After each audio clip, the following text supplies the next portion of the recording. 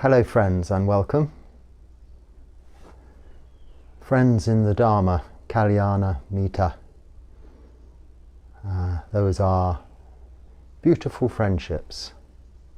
Friends we have that are like-minded, following the path of Dharma, this noble eightfold path, this very important core teaching of the Buddha. You'll see shiny head and newly cleaned robe, which is still a little damp, although I've just been wearing it in the temple for our afternoon chanting. I'm now going to allow it to air a little on the 15th day of the month, the full moon and the new moon. Tomorrow is the new moon. We call in the Pali language Uposatha, and in Thailand one Phra. That means monk's day, but the Uposatha is like the Buddhist Sabbath, which I've spoken of many times. Probably, as this is now coming up to the 11th month of making these videos, I've probably spoken about this very subject 22 times because that's twice a month. So excuse me, call me repetitive, old and senile, but it repeats itself each and every month, reminding us of what we're doing and why we're here. When I say we, as a monk, I'm also referring to you as lay people, not monks, because so much of this practice is something we have in common.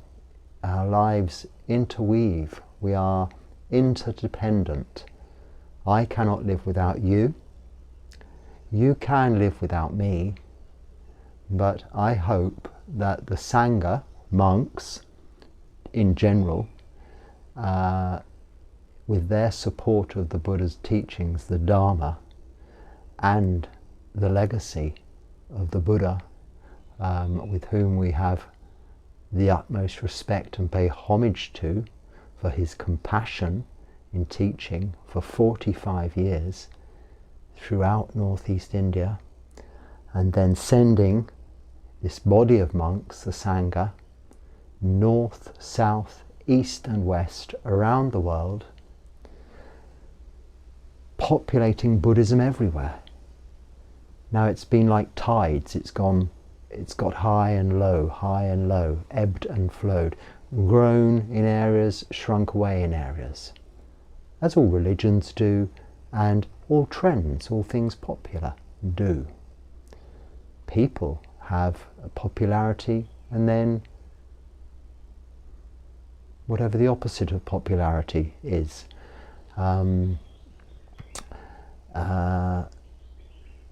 Trends, fashions come and go, and to some extent so do many religions. But you'll see throughout the world the core religions remain there at some point, evident and strong.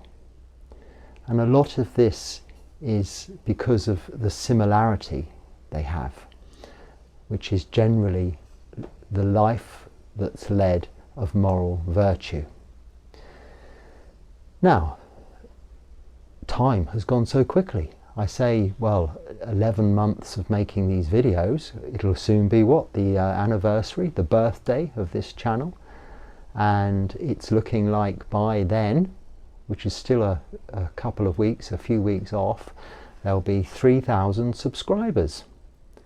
I'd love to think that was 3,000 Kalyana Mita, 3,000 like-minded friends, and well, hopefully it is. But I'm sure some people just have looked occasionally, subscribed.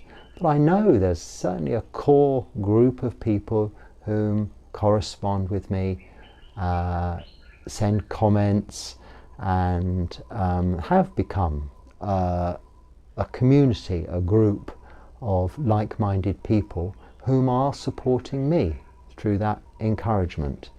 and giving me the opportunity to talk about the Dharma. I'm not teaching, I'm not preaching, I'm not an ajahn, I haven't been a bhikkhu for 10 years. In this tradition in Thailand, one doesn't teach unless you've been a bhikkhu for 10 years officially. But it does seem in this modern day and age, where communication is more easy, that there are many monks of less than that whom are to some extent teaching, but I think more sharing their experience. I'm just sharing my experience with you. So this time, it's gone so fast. Now, especially since I've been here. I'm trying not to go off track because this is bringing into mind a couple of comments or questions which are very interesting and good comments and questions that I'd like to perhaps dedicate a whole talk to. So I don't really want to go into them too much now. But the Buddha said, "Time marches relentlessly on, monks.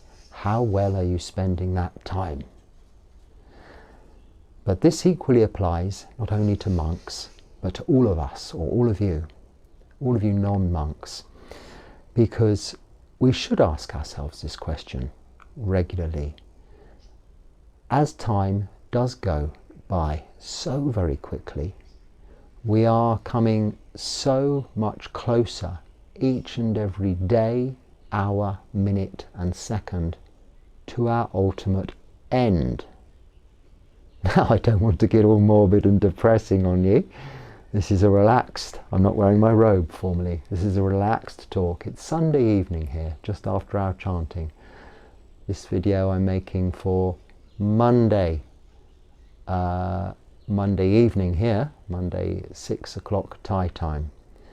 By the time it uploads, it takes 12 hours minimum, and then it's ready, but I always put them at the same time, and that is then Monday from this time zone outwards. If you go east, it'll be later. If you go west, it'll be earlier. So Monday, Tuesday, and it's quite possible I'm able, because it doesn't take me long, to make these videos, and I have been able to do this, so I don't mind announcing this a little bit now, on Mondays, Tuesdays, Wednesdays and Thursdays, with the guided meditation on Friday. So I don't usually put a video out or make one to put out on Saturday and Sunday. It gives me a break and you a break. And the content of those videos, whilst being varied, is starting to form a pattern.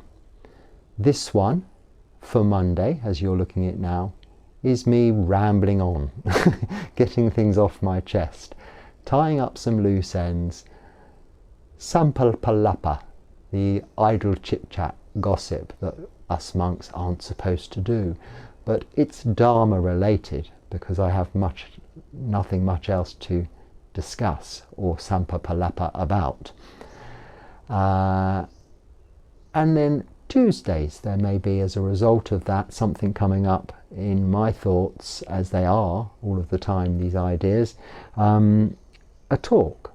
And then maybe throughout the week some questions and answers dedicated to one talk, because I'm getting so many questions and answers, I think very easily they could make at least one talk, if not two.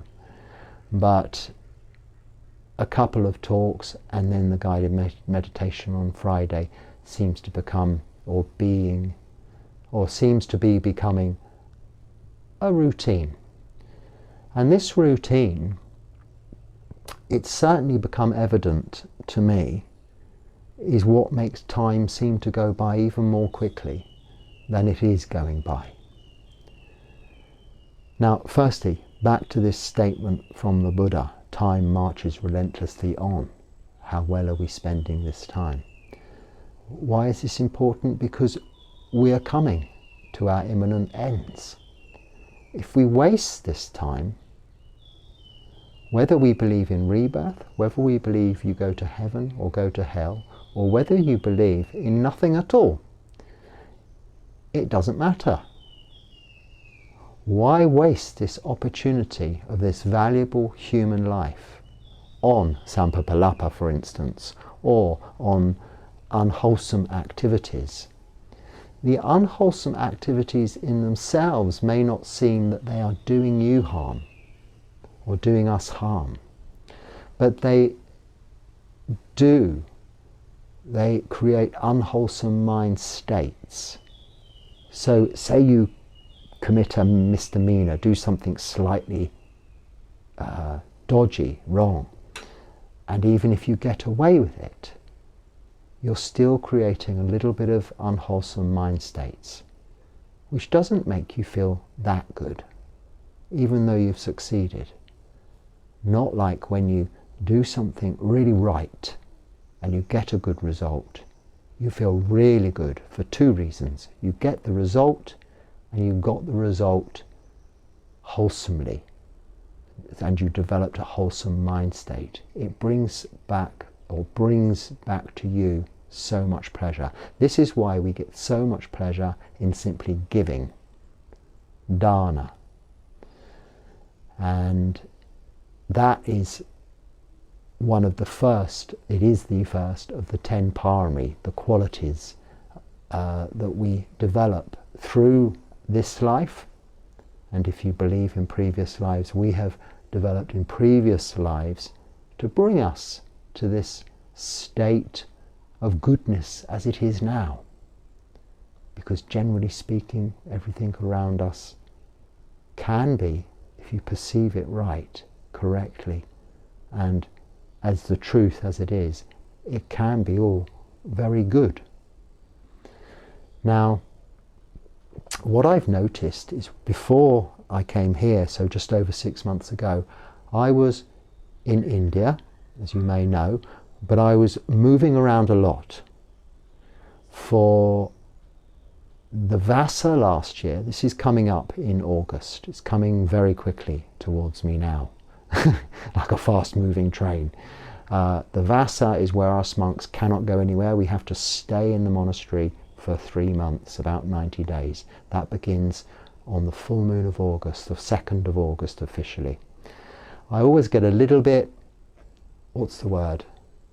I don't know the feeling. I could only associate it with a feeling of potential claustrophobia as it's coming up, because I think, wow, I'm going to be really committed and stuck in a place for 3 months. And sometimes you don't know where that place is, what that place is going to be like. And even here, I've been here for 6 months, more than 6 months, it could change the day before. 20 monks could arrive in a coach and be spending this 3 months here. I don't know.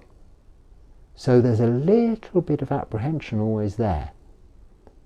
Now, even if that was the case, whatever the case, what I do know is it'll be okay. I've done this before, even before I was a bhikkhu, as a samanera, and even before that I've spent the vasas in the same place, whichever country I've been in. It's become part of my routine.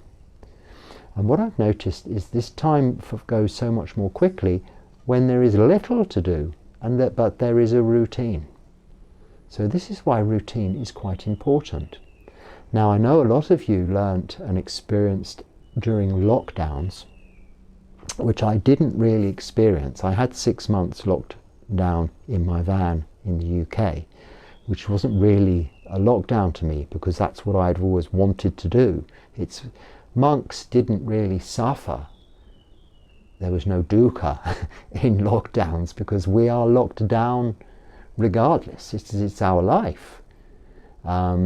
Without distraction, without entertainment, without all of the mod cons, fridges, refrigerators, fast food, snacks all day, and things that some people might have had available to them during their lockdowns. So we're kind of not exposed to it so much. But I certainly got to hear about people's experiences, and one thing that I saw people learning was that if they kept a routine, even though it seemed they didn't need to, they couldn't go anywhere, so do just things haphazardly, but if they kept a kind of a timetable, a routine, time went more quickly. Now, okay, we don't really want our time to go quickly. But how often have you heard people say, well, I just did this to pass the time. I'm doing this. It makes the time go more quickly when I'm at work or something like that. You think of that. How long have we actually got? Not that long. 70, 80, if we're very lucky, maybe even 100 years. But how quickly, when you get to 55, you know how quickly that goes. I'm more than halfway. I'm well more than halfway into my life now. Death is around the corner. It's fast approaching. Now I'm back to that very interesting question, which I will answer because I have a very relatively quick answer to it. I'll get back to it. So the point being, each and every Uposatha, as well as shaving our heads and cleaning our robes, it's only every 15 days. So this is, oh, it's nice today. Yesterday, not so nice. Imagine if you wore the same shirt to work each and every day in a relatively temperate climate for 15 days and never changed it. Well, imagine what this big robe smells like in this baking hot, humid temperature. These are the things you don't experience in these videos. I'm sure you think this is all very lovely, but Saturday, not a video day, this last Saturday, not a video day, so it wasn't in place of anything else. I happened to be passing or going to my bathroom, my little washroom where I go to the toilet when it's not occupied by dangerous creatures. There was a snake eating a gecko, so I had my phone because I'd just rescued it from the tree, and it goes up the tree for uploading, downloading, updating, and this, that and the other, because it's the only place I can get some internet, just to explain that. Anyway, this gecko, so I quickly got the stand and put it on the stand and filmed this, and I put it on this YouTube channel. And lots of people looked at it. One person wasn't that happy. They said it took them a little bit by surprise. It wasn't appropriate to the channel, and they've unsubscribed or what? Yes, something like that. I'm sorry to hear that. But the point being, this was just representative of the truth of nature, the reality that is what we are.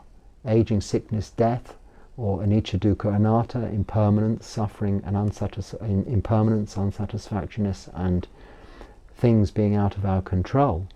But this absolute stark reality of a snake eating a gecko, a friend of mine, I have many gecko friends, and once a week a snake will come and eat one of them. And this is a big gecko this size, and a big snake for quite a bit longer. Anyway, the video's there. So it wasn't that popular, but the point being, it was just showing some of the reality of this life, which I don't show you much of, because I don't want to, well, it's just unkind. I'd rather show you the nice things. But I see these snakes all of the time, and I'm so often reminded of this.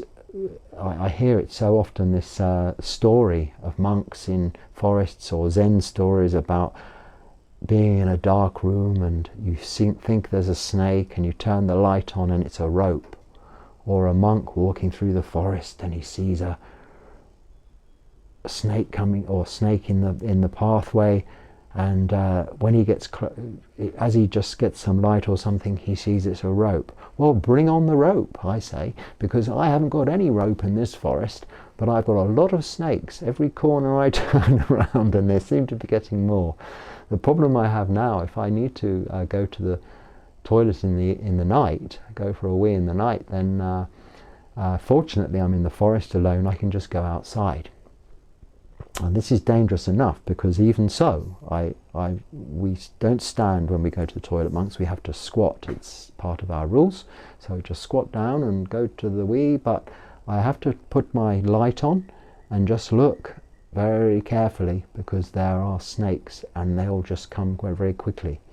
But the reason I go outside and not into the little bathroom is not because it's a walk and I'm lazy, but if I'm in the room, well, it's a little, very small room, if you can imagine a shed.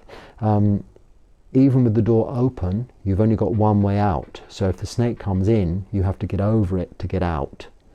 So it's advisable to always be aware, spatially aware, in dangerous environments. So you've always got an exit. And this is something that I've had to learn through experience of life and certain things I was involved in. So spatial awareness is very much a part of life, and it's mindfulness. It's part of the path.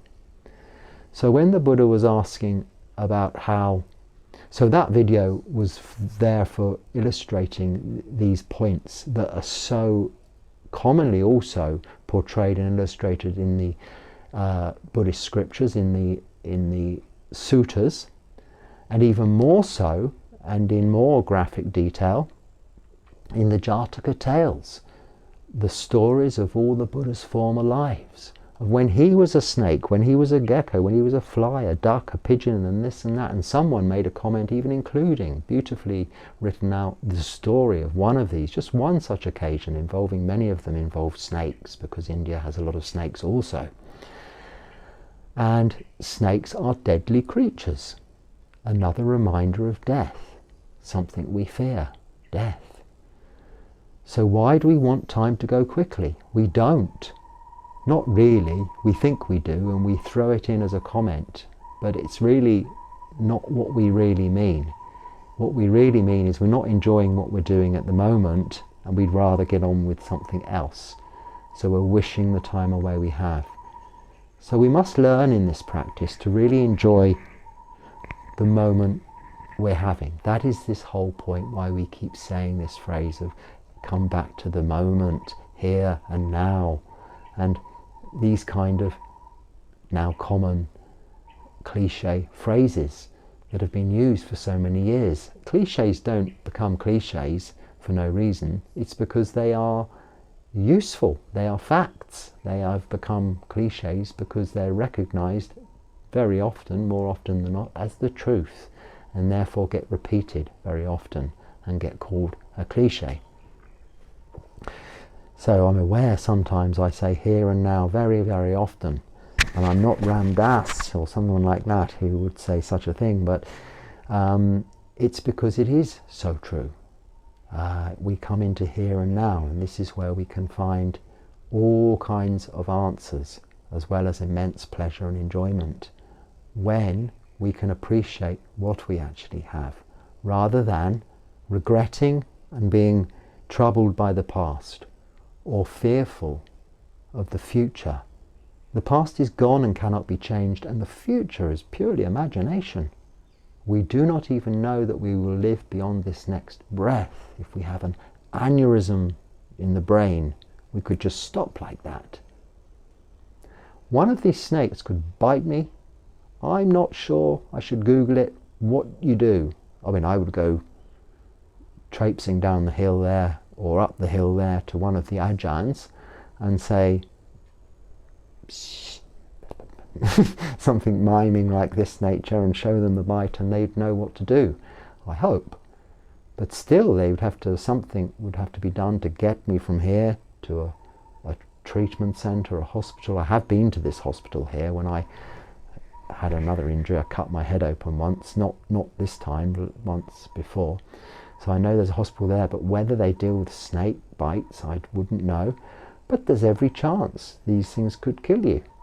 One of these spiders, this size they are, I think could be poisonous. I know these centipedes, they're not very big. I think they can be poisonous. Even these beautiful frogs are toxic. But you probably have to lick them or something to get poisoned by one of those. But nevertheless, one could trip on a root, or even one of these elusive pieces of rope. One of these pieces of rope, let alone a snake, if you tripped over it, could be the end of you, couldn't it? But it isn't that is so much the fear. We fear. Fear comes about because of death. We fear death, the unknown. And I'm coming back to that. The point being, on this day, on this Uposatha day, we repeat also, as well as these clean, shaving the head and washing our robes thing, we repeat our rules as monks, 227 Bhikkhu rules, reading the Patimokkha. That is tomorrow on the actual One Pra. We do this preparation the day before. And that is just reinforcing the moral sila aspect of the Noble Eightfold Path, the moral virtue. Because this Noble Eightfold Path of right view, right intention, right speech, right livelihood, right action, right effort, right mindfulness and right meditation can be divided into these three things. Sila, moral virtue, which covers intention, speech, action and livelihood. 4, half of the Noble Eightfold Path, this hand, 4. Then meditation, samadhi, and including in that mindfulness, okay, with that sati, is effort, mindfulness and meditation, the last 3. And then 1 is right view. This is wisdom.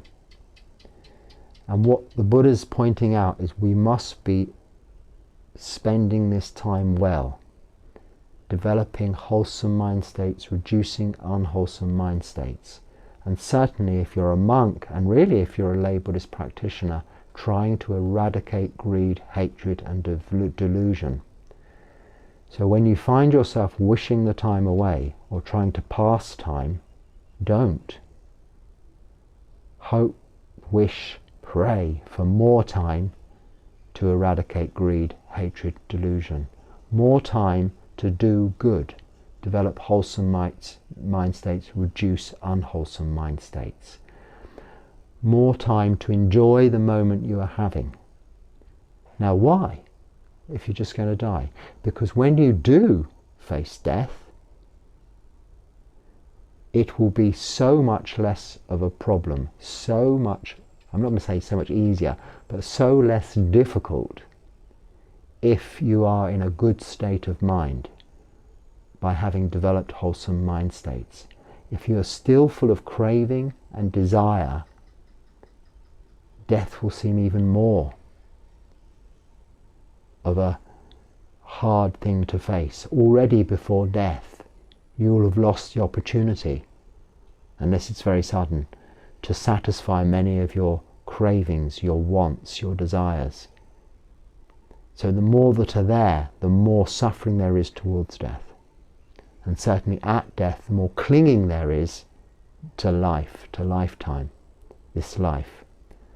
Now if you understand rebirth, you'll know that from that clinging, this will lead into further rebirth, having not extinguished, having not broken those fetters, those ties to samsara. In fact, having reinforced them through, say, a hedonistic lifestyle of greed and hatred and delusion, rather than having eradicated those things, you've strengthened the ties, bringing you back to this lifetime. And if you haven't led a lifetime or rebirth, if you haven't led a virtuous moral life, then it is said that that rebirth will be back into the animal realm, for instance. You could be that gecko being eaten by the snake, or the unpopular snake eating the gecko. But either way, in that realm, there's very much less opportunity to get out of it, because it's very hard to practice Sila, Samadhi, Panya, to practice the Buddha's Noble Eightfold Path. Sila, morals, Samadhi, meditation, and you could say Panya, although it's wisdom, translated as, and that is the development of wholesome mind states, the reduction of unwholesome mind states, but really the understanding of the characteristics of existence, that is anicca, dukkha, anatta, impermanence, unsatisfactoriness, and things being out of our control or not self. That understanding of that in line with the Four Noble Truths, that there is suffering, as we're just talking about, the cause of suffering, which is really desire or greed, hatred and delusion. There is an end of suffering, that is the eradication of greed, hatred and delusion, and this path, this Noble Eightfold Path, leading to that end of suffering. This all forms wisdom, panya. But you could also say that just mindfulness is a good description. You could call it the 3 M's, meditation, the 3 M's, morality, mindfulness,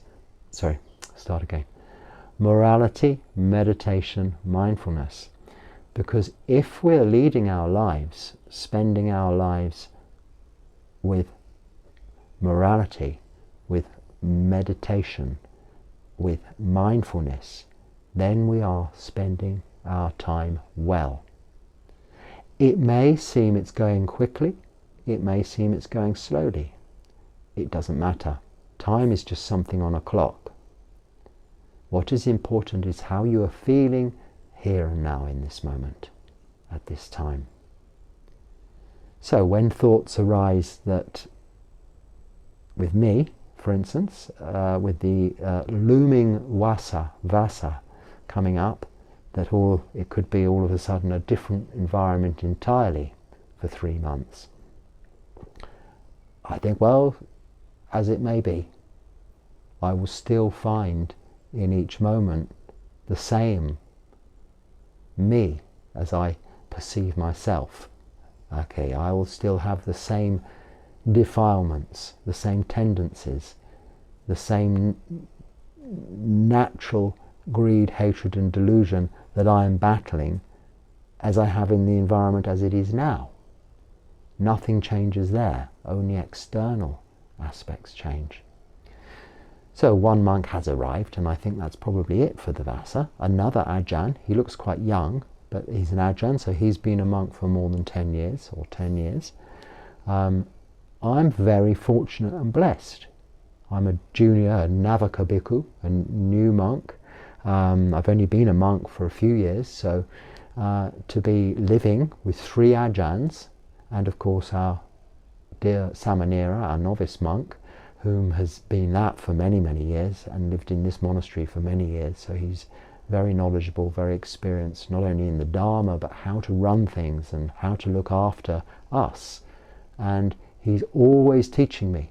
He's not my teacher, he's not an Ajahn, but he'll correct me if I'm doing something wrong. He's not shy. If I do something, tiny little things that are in our many rules, and as well as the 227 rules, there's the Vinaya, which is thousands of rules. Any slightly thing I do wrong, he just corrects me. Today on the asana, the raised bit where we sit to eat our meal, I just put my bowl just slightly too far near the edge. It was still a good few inches away from the edge. But he just, like that, just a signal. I know to pull it back a little. And I thank him, thank you for that. This is continuously reminding me. And it's also continuously reminding me why I'm here, to practice this Noble Eightfold Path. And then each 15 days, I'm continuously reminded of this saying, which is why I continuously repeat it to you, of time marches relentlessly on, how well are we spending our time? It's so important to remind ourselves of that phrase, because then you are questioning your behavior, your actions of body, speech and mind. Are they wholesome or not? Now to that question on death, and it's not morbid, but I want to answer it because I'll give you the quick answer. I could answer the question. The question basically, I spoke of an incident I don't know when I mentioned this. It wasn't in a recent video, but anyway, the subscriber brought it up, where I nearly drowned. I was at sea, swimming in the sea, Monks aren't supposed to swim. We are not allowed, but the rule in the our rule is we're not allowed to play in water. It's not actually, doesn't say or float, so this means idly floating around. It doesn't specifically say swim. I mean, this was really a rule brought about when lots of monks were in a stream, in a river, in a lake, and they were kind of splashing about each other, you know, getting a little bit boisterous perhaps, and it was brought about. All of these rules came as a result of something not being pleasing to the public at large. So it wouldn't have looked good, serene, peaceful, calm, for monks to be all splashing around in the water. I take it and interpret it to mean that that's the case. And if you ever see a whole lot of, you know, young lads in a pool of water, they'd be splashing about and making all kinds of fuss. It's not that great. So I take it to mean that, and have been known occasionally, even as a monk, to go for a swim in the sea when I'm completely on my own and there's no one around there. So I wouldn't have even been known. Also, where I was living, it was where I was bathing. I was living outside. I'd had no bathroom. I used to shave even and clean my teeth in the sea. So I was living on a rock by the sea.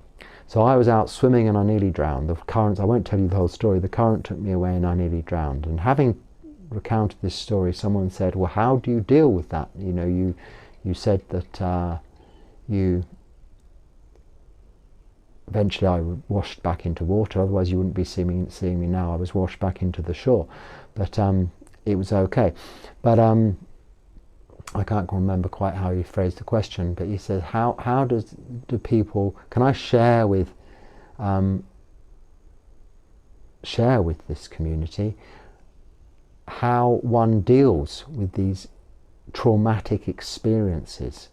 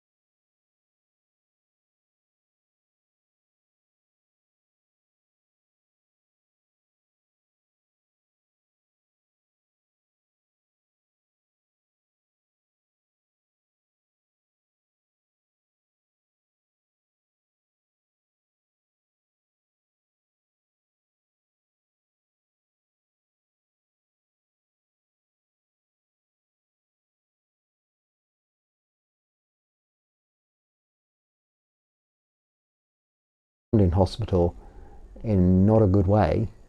I've not experienced this near-death experience, but I've known that this is it. Now, I'm not thinking of it negatively, like when I was in the sea, I thought, that's it, I'm going to die. So the answer, how do we approach this? How do we deal with this? How do we look at it? Well, it's really quite simple. Death is, we all know we're going to die, but we don't know how and we don't know when. And it is that uncertainty, not knowing how or when, that is the fear. When you are facing death, dying, you know how and you know when, roughly. And there is no fear. You just know there is death imminently. Then there can be, prior to this experience, one would say the fear of the pain of dying. When you are in this situation, your body produces a kind of chemically induced jhana. Now, if you don't know what the jhanas are, these are deep stages of absorbed meditation, samadhi. But your body creates these hormones which really do give you quite a high and also take away the sense of bodily feelings in terms of pain anyway. So there is no pain. So fear is gone, pain is gone, but you're very aware and knowing. And this is often why I think people have near-death experiences, see light. Because in jhana you also see light. They call it nimitta, which means signs, but bright light, a brightening of the mind. So when you are drowning, or when you have been something nasty done to you so you're dying, you similarly have no bodily, your five aggregates, your bodily feelings disappear, go away. And you are just fully aware, and this brightness comes about. And once you've experienced that, you have less fear of that. And this then has a domino effect, a chain effect throughout all of the things that you experience in your life, because fear can no longer arise. Because what is fear after all? Well, it's the fear of death. If you have no fear of death, there is no fear. So I can wander around in the dark with all these snakes, knowing if one bites me I'll die, but it won't be all that bad. It'll be death. And that's how, in answer to subscribers' question. I did reply to you directly, as I do with all of these questions. I've been trying to reply to you directly. So not all of the questions I get made into talks or included even in the questions and answers. But ones that are, I think, appropriate for everyone to hear and discuss and think about, I try to share. So time has marched relentlessly on, including the time I've spent talking to you now, and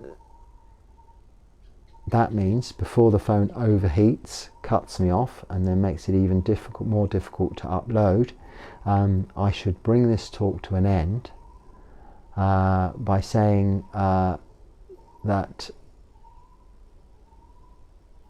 hopefully, if there's anything useful you can bring from this, well, a bit of a ramble today, let's call it Monday talk from now on. Monday talks a little bit, they're all unplanned, but they seem to come out even less planned on Monday until I get back into the routine of it again through the week.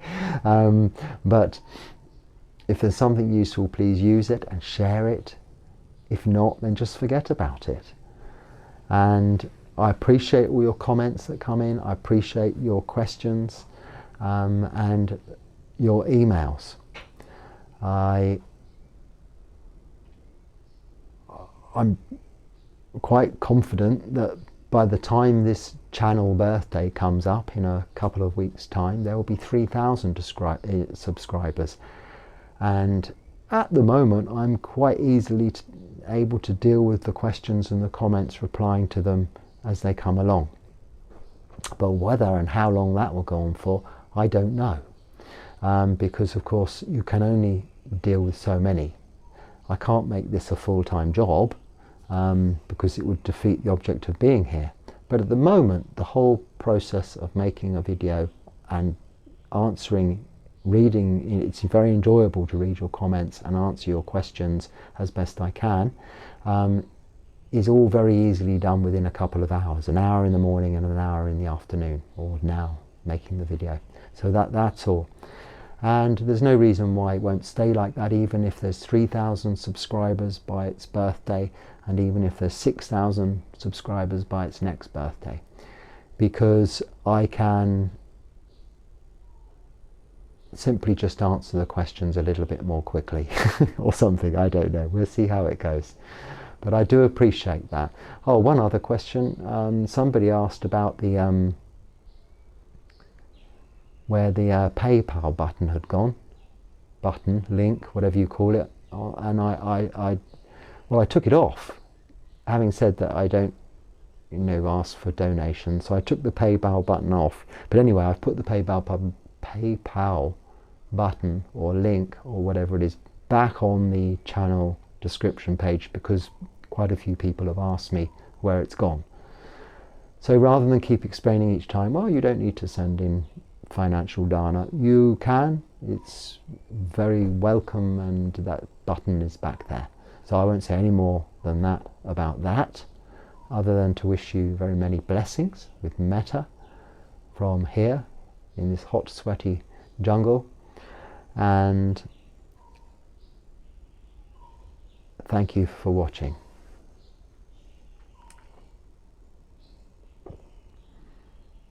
And there's something I've certainly forgotten to say, but I can speak about that tomorrow. Okay, thank you.